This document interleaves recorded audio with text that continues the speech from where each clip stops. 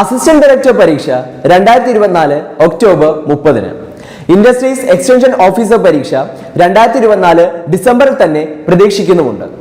Similar qualifications ഉള്ള ഈ രണ്ട് എക്സാമുകൾക്കും ഒരേ സമയം പ്രിപ്പയർ ചെയ്യുന്നവരാണോ നിങ്ങൾ?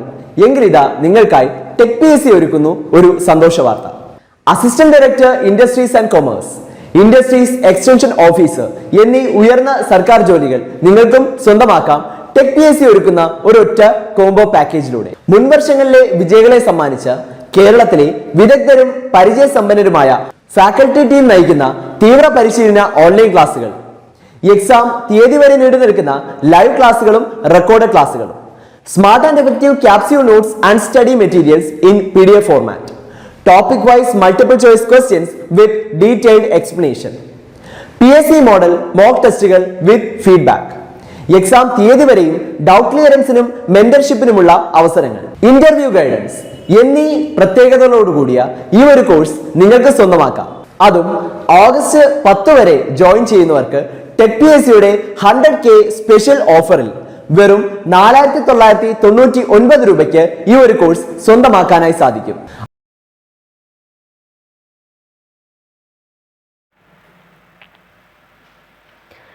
പിന്നെ നമുക്ക് ഡിസ്കസ് ചെയ്യാനുള്ളത് ഈ എയർ പൊല്യൂഷൻ കാരണം ഉണ്ടാകുന്ന മേജർ കൺസേൺസിനെ കുറിച്ചാണ്. അപ്പോൾ ആദ്യത്തേതാണ് ഓസോൺ ഡിപ്ലീഷൻ. ഇപ്പോൾ ഓസോൺ നമ്മൾ നേരത്തെ മെൻഷൻ ചെയ്തു, നമ്മുടെ സ്ട്രാറ്റോസ്ഫിയറിലുള്ള ഒരു ലെയറാണ് ഈ ഓസോൺ ലെയർ. എന്താണ് ഈ ഓസോൺ ലെയർ, എങ്ങനെയാണ് ഇത് ഫോം ചെയ്യുന്നത്? അപ്പോൾ നമ്മൾ ഓക്സിജൻ്റെ മോളിക്യൂൾ എന്ന് പറയുമ്പോൾ O2, അതായത് 2 ആറ്റംസ് ഓഫ് ഓക്സിജൻ കമ്പൈൻ ചെയ്യുമ്പോഴാണ് നമുക്ക് ഓക്സിജൻ മോളിക്യൂൾ ഫോം ചെയ്യുന്നത്. ഓസോൺ എന്ന് പറയുമ്പോൾ ഈ 2 ഓക്സിജൻ മോളിക്യൂളിനെ കെമിക്കലി അത് സ്പ്ലിറ്റ് ആയിട്ട് ഈ സെപ്പറേറ്റ് ആയിട്ടുള്ള ആറ്റംസിൽ ഏതെങ്കിലും ഒരെണ്ണം മറ്റൊരു ഓക്സിജൻ മോളിക്യൂളുമായിട്ട് കമ്പൈൻ ചെയ്ത് O3 എന്ന കെമിക്കൽ കോമ്പോസിഷനോട് കൂടി ഫോം ചെയ്യുന്ന മോളിക്യൂളാണ് ഈ ഓസോൺ. അപ്പോൾ ഈ ഓസോൺ നമ്മുടെ സ്ട്രാറ്റോസ്ഫിയറിൽ ഉള്ളതുകൊണ്ടാണ്, ഈ ഓസോണിൻ്റെ ഒരു ലെയർ ഉള്ളതുകൊണ്ടാണ് ഹാംഫുൾ ആയിട്ടുള്ള അൾട്രാവയലറ്റ് റേഡിയേഷനെ, സൂര്യനിൽ നിന്ന് വരുന്ന അൾട്രാവയലറ്റ് റേഡിയേഷനെ ഇത് തടഞ്ഞു നിർത്തുകയും അത് പിന്നീട് നമ്മുടെ ട്രോപ്പോസ്ഫിയറിലേക്ക് വരാതെ നമ്മളെ പ്രൊട്ടക്റ്റ് ചെയ്യുകയും ചെയ്യുന്നത്. എന്നാൽ ഈ ഓസോണിൽ ഒരു ഹോള് കണ്ടെത്തി കുറച്ച് വർഷങ്ങൾക്ക് മുന്നേ. ഈ ഹോള് ഫോം ചെയ്യാനുള്ള മേജർ റീസൺ ആണ് ക്ലോറോ ഫ്ലൂറോ കാർബൺ, CFC എന്ന് നമ്മൾ ഷോർട്ടായിട്ട് പറയും. ഈ CFCയുടെ ഫുൾ ഫോം പഠിച്ചോണം, ക്ലോറോ ഫ്ലൂറോ കാർബൺ. അപ്പോൾ ഇതൊരു പർട്ടിക്കുലർ ഗ്യാസ് ആണ്. അതായത് നമ്മൾ എയർ കണ്ടീഷണേഴ്സ് റിലീസ് ചെയ്യുന്നു, അതേപോലെ റെഫ്രിജറേറ്റേഴ്സ് റിലീസ് ചെയ്യുന്നു, പെയിൻറ്റിൽ നിന്നൊക്കെ റിലീസ് ആവുന്ന ഒരു ടൈപ്പ് ഗ്യാസാണ് ഈ ക്ലോറോ ഫ്ലൂറോ കാർബൺസ്. അപ്പോൾ ഇത് നമ്മുടെ ഓസോണുമായിട്ട് റിയാക്ട് ചെയ്യുകയും അതിനെ ബ്രേക്ക് ഡൗൺ ചെയ്യാൻ കാരണമാവുകയും ചെയ്യുന്നു. അപ്പോൾ ഇത് കാരണം നമ്മുടെ ഓസോൺ ലെയറിൽ ഒരു ഹോൾ ഉണ്ടാവുകയും അതുവഴി കുറേ അൾട്രാവയലറ്റ് റേഡിയേഷൻ ഉള്ളിലേക്ക് കടന്നു വരികയും ചെയ്തുകൊണ്ടിരുന്നു. അപ്പോൾ ഇത് നമ്മുടെ ഈ എയർ പൊല്യൂഷൻ്റെ ഒരു മേജർ എഫക്റ്റാണ് ഈ ഓസോൺ ലെയറിലെ ഡിപ്ലീഷൻ, അല്ലെങ്കിൽ ഓസോൺ ലെയറിലെ ഹോൾ എന്ന് പറയുന്നത്. ഇനി ഈ ഓസോൺ ലെയറിൻ്റെ ഹോൾ റെഡ്യൂസ് ചെയ്യാനായിട്ട്, അല്ലെങ്കിൽ അതിൻ്റെ ആ ഹോൾ വലുതാവുന്നത് തടയാനായിട്ട് ഇന്ത്യ അല്ലെങ്കിൽ മറ്റ് വേൾഡ് നേഷൻസ് എല്ലാം കൂടി ചേർന്ന് ഒരു മോൺട്രിയൽ പ്രോട്ടോക്കോൾ സൈൻ ചെയ്തിരുന്നു. അതിൻ്റെ ഭാഗമായിട്ടാണ് ഈ ഓസോൺ ഡിപ്ലീറ്റിംഗ് സബ്സ്റ്റൻസസ്, അതായത് ഈ CFCയുടെ യൂസ് കുറയ്ക്കാനുള്ള തീരുമാനങ്ങൾ, അതിൻ്റേതായ പ്രൊവിഷൻസും റൂൾസും ഒക്കെ എസ്റ്റാബ്ലിഷ് ആയത്. ഓസോൺ ഹോളിൻ്റെ റീസൺ നമ്മൾ നേരത്തെ പറഞ്ഞു കൂട്ട് ഈ ക്ലോറോ ഫ്ലൂറോ കാർബൺ ആണ്. India has signed the Montreal protocol which aims to control the production and consumption of ozone depleting substances. അപ്പോൾ ഇനിയും ഈ ഓസോൺ ഡിപ്ലീഷൻ കാരണം ഉണ്ടാകാവുന്ന എഫക്ട്സ് എന്തൊക്കെയാണ്? Effects on human health. അപ്പോൾ ഹ്യൂമൻ ഹെൽത്തിനെ വെച്ച് നമ്മൾ പറയുകയാണെങ്കിൽ കാറ്ററാക്ട് പോലുള്ള അസുഖങ്ങൾ, നമ്മൾ പ്രായമായ ആൾക്കാരിൽ കണ്ടുവരുന്ന ഒരു തിമിരം എന്ന് പറയുന്ന ഇഷ്യൂ ആണ് ഈ കാറ്ററാക്ട്. അപ്പോൾ ഇത് നമ്മുടെ ഓസോൺ ഹോൾ വലുതാവുകയും അതുവഴി കൂടുതൽ അൾട്രാവയലറ്റ് റേഡിയേഷൻ ഉള്ളിലേക്ക് നമ്മുടെ ട്രോപ്പോസ്ഫിയറിലേക്ക് എത്തുകയും ചെയ്യുവാണെങ്കിൽ കാറ്ററാക്ട് ഇഷ്യൂസ് ഒരുപാട് കൂടാനുള്ള ചാൻസസ് ഉണ്ട്. അതേപോലെ സ്കിന്നിന് വരുന്ന സ്കിൻ ക്യാൻസർ പോലുള്ള ഇഷ്യൂസൊക്കെ വരാനുള്ള സാധ്യതകൾ കൂടുതലാണ്. ഇമ്മ്യൂൺ സിസ്റ്റത്തിൻ്റെ വീക്കനിങ് അതിലേക്ക് ഇതും ലീഡ് ചെയ്യും. ഫുഡ് പ്രൊഡക്ഷൻ്റെ കേസ് പറയുകയാണെങ്കിൽ ഈ അൾട്രാവയലറ്റ് റേഡിയേഷൻ ഒരുപാട് പ്ലാന്റ്സിലേക്ക് തട്ടുകയാണെങ്കിൽ പ്ലാന്റ്സിൻ്റെ നാച്ചുറലായിട്ട് ഈ ഫോട്ടോസിന്തസിസ് പ്രോസസ്സ് അതുവഴി ഡിസ്ട്രപ്റ്റ് ആവുകയും അതേപോലെ ലീവ്സിൻ്റെ പ്ലാന്റ്സിൻ്റെ സ്റ്റെമ്മിൻ്റെ ഒക്കെ ഹെൽത്ത് ഒരുപാട് റെഡ്യൂസ് ആവുകയും ചെയ്യുന്നു. പ്ലാന്റ്സിൻ്റെ ന്യൂട്രിയൻ കണ്ടൻറ്റിനെയൊക്കെ ഡാമേജ് ചെയ്യാൻ ഇത് കാരണമാകും. ഇനി ക്ലൈമറ്റിൻ്റെയാണ് ഏറ്റവും കൂടുതൽ എഫക്റ്റ് വരുന്നത്. ക്ലൈമറ്റിൻ്റെ കേസ് നമ്മൾ പറയുകയാണെങ്കിൽ ഗ്ലോബൽ വാർമിംഗ് എന്ന സിനാറിയോയിലേക്ക് ഇത് ലീഡ് ചെയ്യും. Atmospheric changes induced by pollution contribute to global warming. Observations of the Earth have shown beyond doubt that atmospheric constituents such as water vapor, carbon dioxide, methane, nitrogen oxides and CFCs trap heat in the form of infrared radiation near the Earth's surface. This is known as greenhouse effect. അപ്പോൾ നമുക്ക് air pollution പഠിക്കാൻ നേരം അറിഞ്ഞിരിക്കേണ്ട മറ്റൊരു important ടേമാണ് ഈ green house effect. അപ്പോൾ എന്താണ് ഈ ഗ്രീൻ ഹൗസ് എഫക്റ്റ് കൊണ്ട് ഉദ്ദേശിച്ചിരിക്കുന്നത്? ഇപ്പം നമ്മൾ ഈ മെൻഷൻ ചെയ്ത ഗ്യാസസ്, അതായത് water vapour, carbon dioxide, methane, nitrogen oxides and CFCs, ഇത്രയും ഗ്യാസുകളെല്ലാം കൂടെ ചേർന്ന് നമുക്ക് നമ്മുടെ എർത്തിലേക്ക് കടന്നു വരുന്ന സോളാർ ഹീറ്റിനെ തടഞ്ഞു നിർത്തുകയും അത് നമ്മുടെ എർത്തിൻ്റെ അറ്റ്മോസ്ഫിയറിക് ടെമ്പറേച്ചറിനെ, ആവറേജ് ടെമ്പറേച്ചറിനെ തന്നെ കൂട്ടാനും കാരണമാകുന്നു. അപ്പോൾ ഇതിനെയാണ് നമ്മൾ ഗ്രീൻ ഹൗസ് എഫക്റ്റ് എന്ന് പറയുന്നത്. അപ്പം സാധാരണ കേസിൽ ഇപ്പോൾ ഈ പറഞ്ഞ പൊല്യൂട്ടൻസ് ഒന്നും ഇല്ല എങ്കിൽ സോളാർ റേഡിയേഷൻ നമ്മുടെ എർത്തിലേക്ക്, ട്രോപ്പോസ്ഫിയറിലേക്ക് എത്തുന്നു. അത് അതേപോലെ തന്നെ തിരിച്ച് റേഡിയേറ്റ് ചെയ്ത് തിരിച്ച് റിഫ്ലക്റ്റ് ചെയ്ത് പോവുകയും ചെയ്യും.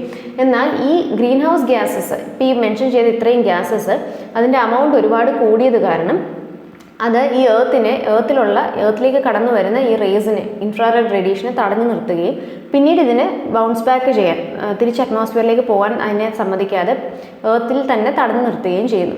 അപ്പോൾ ഇതുകൊണ്ടാണ് നമ്മൾ എർത്തിൻ്റെ ടെമ്പറേച്ചർ റേസ് ആകുന്നു എന്ന് പറയുന്നത്. അപ്പോൾ ഇതാണ് ഗ്രീൻ ഹൗസ് എഫക്റ്റ് കൊണ്ട് ഉദ്ദേശിച്ചിരിക്കുന്നത്. അപ്പോൾ ഈ ഗ്രീൻ ഹൗസ് എഫക്റ്റ് കോസ് ചെയ്യുന്ന ഗ്യാസസുകൾ ഏതൊക്കെയാണെന്ന് ഓർത്തോണം. Water vapour, carbon dioxide, methane, nitrogen oxides and CFCs. ഇതാണ് നമ്മൾ ഗ്ലോബൽ വാർമിംഗ് സിനാരിയോ കൊണ്ട് ഉദ്ദേശിച്ചിരിക്കുന്നത്. അപ്പോൾ ഇനി അടുത്ത ഒരു എഫക്റ്റ് ഓഫ് എയർ പൊല്യൂഷൻ ആയിരുന്നു ക്ലൈമറ്റ് ചേഞ്ച്. അപ്പോൾ ഇപ്പം നമ്മൾ ഈ പറഞ്ഞ ഗ്ലോബൽ വാർമിങ്ങുമായിട്ട് റിലേറ്റഡ് ആണ് ക്ലൈമറ്റ് ചേഞ്ച്. അപ്പോൾ നമ്മുടെ ആവറേജ് ആയിട്ടുള്ളവരിൽ ഒരു എർത്തിൻ്റെ ഒരു ക്ലൈമറ്റിൽ തന്നെ ഒരുപാട് വ്യത്യാസങ്ങൾ ഇപ്പോൾ സംഭവിക്കുന്നുണ്ട്. ഇതെല്ലാം ഈ ഗ്ലോബൽ വാർമിങ്ങിൻ്റെ എഫക്റ്റ് ആയിട്ട് വരുന്നതാണ്. Climate change refers to a change in the average weather conditions that existed for an extended period of time. Air pollutants such as methane and black carbon are powerful, short-lived climate pollutants that contribute to climate change. Okay. ഈ climate change cos ചെയ്യുന്ന ഗ്യാസസിൽ ഏറ്റവും important ആയിട്ട് എടുത്തു പറയേണ്ട രണ്ട് ഗ്യാസാണ് ഈ മീഥെയിനും അതേപോലെ black carbon എന്ന് പറയുന്നത് നമ്മുടെ വെഹിക്കിൾ എക്സോസ്റ്റ് വഴിയൊക്കെ റിലീസ് ആവുന്ന ഒരു ഫോം ഓഫ് കാർബൺ ആണ്. അപ്പോൾ ഇത് രണ്ടുമാണ് ഏറ്റവും കൂടുതൽ നമ്മുടെ ഈ ക്ലൈമറ്റ് ചേഞ്ചിനൊക്കെ കാരണമാകുന്ന രണ്ട് പൊല്യൂട്ടൻസ്. അതേപോലെ കാർബൺ ഡൈ ഓക്സൈഡും ഉണ്ട്, പക്ഷേ കമ്പാരിറ്റീവ്ലി കാർബൺ ഡൈ ഓക്സൈഡിനെ വെച്ച് നോക്കുമ്പോൾ കൂടുതൽ പവർഫുൾ ആയിട്ടുള്ള പൊല്യൂട്ടൻസ് ആണ് മീഥെയിൻ ആൻഡ് ബ്ലാക്ക് കാർബൺ. ഇനി ഗ്ലോബൽ വാർമിങ്ങിൻ്റെ ജനറൽ ആയിട്ടുള്ള കോസുകൾ ഏതൊക്കെയാണ്? ഏറ്റവും ഇമ്പോർട്ടൻ്റ് ആയിട്ടുള്ളത് ബേണിംഗ് ഓഫ് ഫോസിൽ ഫ്യൂവൽസ്. നമ്മൾ കോല്, പെട്രോളിയം, ഡീസൽ അതേപോലത്തെ ഫോസിൽ ഫ്യൂവൽസ് ബേൺ ചെയ്ത് അതുവഴി റിലീസ് ആവുന്ന എയർ പൊല്യൂട്ടൻസ് ആണ് major causes of global warming. Refrigerants and air conditioners release CFCs, chlorofluorocarbons. Deforestation, മരങ്ങളെ വെട്ടി നശിപ്പിക്കുന്നതും എയർ പൊല്യൂഷന് കാരണമാകുന്നു. കാരണം ഈ ചെടികളും മരങ്ങളുമായിരുന്നു അറ്റ്മോസ്ഫിയറിലുള്ള കാർബൺ ഡൈ ഓക്സൈഡിനെയൊക്കെ ഫോട്ടോസിന്തസിസ് വഴി കുറേയൊക്കെ ഫിക്സ് ചെയ്യുന്നത്. Methane emissions occurs due to anaerobic decomposition at huge landfills. അപ്പോൾ ഈ ലാൻഡ്ഫിൽസിലൊക്കെ നമ്മൾ വേസ്റ്റ് ഡംപ് ചെയ്യുമ്പോൾ അവിടെ അനേറോബിക് ഡീകമ്പോസിഷൻ ആണ് സംഭവിക്കുന്നത്. ഇതുവഴി ഒരുപാട് മീഥെയിൻ ഗ്യാസും റിലീസ് ആവുന്നുണ്ട്. അതേപോലെ life stock farming, poultry farming, അവിടെയൊക്കെ ഉണ്ടാകുന്ന വേസ്റ്റുകളിൽ നിന്നും അനേറോബിക് ഡീകമ്പോസിഷൻ വഴി മീഥെയിൻ ഗ്യാസസ് ഒരുപാട് റിലീസ് ആവുന്നുണ്ട്.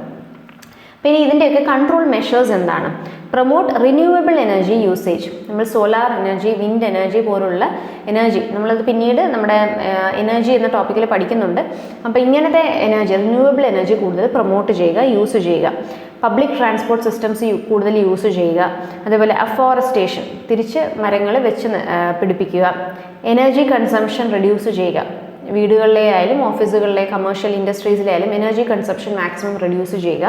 അഡോപ്റ്റിംഗ് ദ 3R കൺസെപ്റ്റ്, അതായത് റെഡ്യൂസ്, റീയൂസ് ആൻഡ് റീസൈക്കിൾ എന്ന 3R കൺസെപ്റ്റ് കൂടുതലും പ്രൊമോട്ട് ചെയ്യുക. ഇനി ഈ ഒരു നമ്മുടെ ഈ ഒരു സിലബസിൽ മെൻഷൻ ചെയ്തിട്ടില്ലാത്ത എന്നാൽ എയർ പൊല്യൂഷനുമായിട്ട് റിലേറ്റഡ് ആയിട്ടുള്ള മറ്റൊരു ടോപ്പിക്കായിരുന്നു ആസിഡ് റെയിൻ. ഇപ്പോൾ ആസിഡ് റെയിനിൽ നിന്നും സ്ഥിരം ക്വസ്റ്റ്യൻ വരുന്ന ഒരു ഏരിയയാണ് pH ഓഫ് ആസിഡ് റെയിൻ എന്നുള്ളത്. അപ്പോൾ ആദ്യം നമുക്ക് ആസിഡ് റെയിൻ എന്താണെന്നുള്ളത് നോക്കാം. അപ്പം നമ്മൾ ഈ എയർ പൊല്യൂഷൻ വഴി അറ്റ്മോസ്ഫിയറിലേക്ക് റിലീസ് ചെയ്യുന്ന നൈട്രജൻ ആൻഡ് സൾഫർ ഓക്സൈഡ്സ് നമ്മുടെ അറ്റ്മോസ്ഫിയറിൻ്റെ ട്രോപ്പോസ്ഫിയർ ലെയറിൽ തന്നെ ഇങ്ങനെ എക്സിസ്റ്റ് ചെയ്യുകയും പിന്നീട് മഴയുണ്ടാകുമ്പോൾ ഈ മഴവെള്ളത്തിൽ ഇത് കലർന്ന് ഇത് മഴവെള്ളത്തിൻ്റെ ഒപ്പം താഴേക്ക് ഒലിച്ച് വരികയും ചെയ്യുന്നു. അപ്പോൾ ഇതിനെയാണ് നമ്മൾ ആസിഡ് റെയിൻ എന്ന് വിളിക്കുന്നത്. അപ്പോൾ സാധാരണ ജനറലി നമ്മൾ റെയിൻ വാട്ടറിൻ്റെ നോർമൽ റെയിൻ വാട്ടറിൻ്റെ pH നോക്കുവാണെങ്കിൽ 5 അറൗണ്ട് ആയിരിക്കും, 5 to 5.5 ആയിരിക്കും, വിച്ച് ഇസ് സ്ലൈറ്റ്ലി അസിഡിക്, കുറച്ച് അസിഡിക് ആണിത്. എന്നാൽ ആസിഡ് റെയിൻ്റെ pH നമ്മൾ നോക്കുവാണെങ്കിൽ അത് 4 താഴെയായിരിക്കും മിക്കപ്പോഴും, 4, 4.5 ആ ഒരു റേഞ്ചിലായിരിക്കും ആസിഡ് റെയിൻ്റെ pH വരുന്നത്. ഇപ്പോൾ ഈ ആസിഡ് റെയിൻ്റെ കേസിൽ രണ്ട് ക്വസ്റ്റ്യൻസ് ആണ് യൂഷ്വലി ചോദിക്കുന്നത്. ഏത് ഗ്യാസസ് ആണ് ആസിഡ് റെയിന് കോൺട്രിബ്യൂട്ട് ചെയ്യുന്നത്? ഇപ്പോൾ നൈട്രജൻ്റെ സൾഫൈഡിൻ്റെ ഓക്സൈഡ്സ് ആണ് ആസിഡ് റെയിന് കോൺട്രിബ്യൂട്ട് ചെയ്യുന്നത്.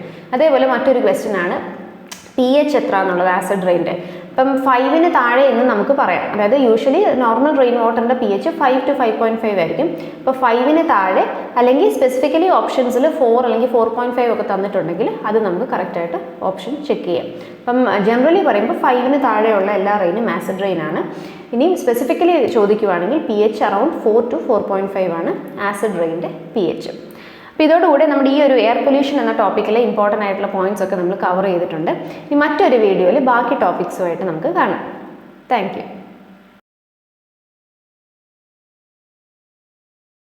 അസിസ്റ്റന്റ് ഡയറക്ടർ പരീക്ഷ 2024 ഒക്ടോബർ 30.